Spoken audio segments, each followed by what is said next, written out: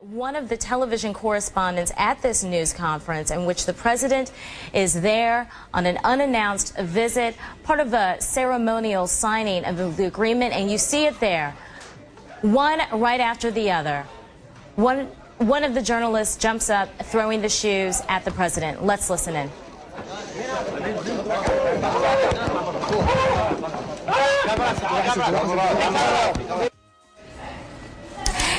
And we have been looking at video that just arrived here a few moments ago, video of a news conference with President Bush and Prime Minister Nouri al-Maliki as they talked about their signing of this agreement, the Status of Forces Agreement and Strategic Agreement. Let's listen in to the reaction.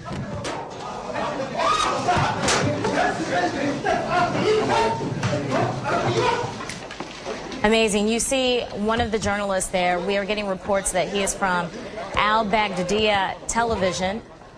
A correspondent at this press conference reportedly says this is the end, makes the statement, this is the end, just before throwing the shoes. Patty Colhane joins us now live from the White House. Patty?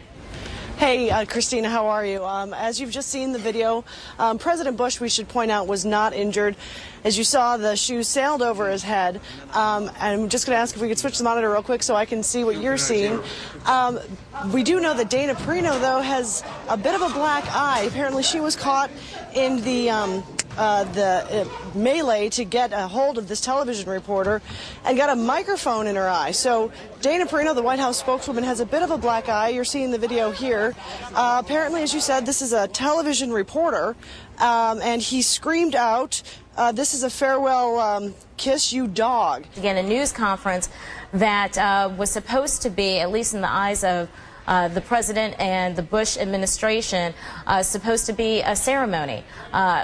An agreement being reached by the governments, the U.S. as well as Iraq, positioning troops, potentially positioning troop withdrawal by the year 2011. Instead, we will remember about this, quite frankly, are these shoes. And we are now getting information that the president apparently jokingly responded following this incident, saying that this was a size 10 shoe. Patty, I understand we have you back on the line again. Mm-hmm. Yeah, the president really did joke about this. He said, all I can tell you is it's a size 10, and then continued to take questions. Right before this incident, he had talked about this agreement, the Status of Forces Agreement that you mentioned, that he flew into Baghdad to celebrate, saying that it shows that Iraq and the U.S. are now on solid footing. And that was before this incident happened. At the end of the day, you know, how much real danger was he in? I mean, this was an insulting thing. It was a chaotic moment.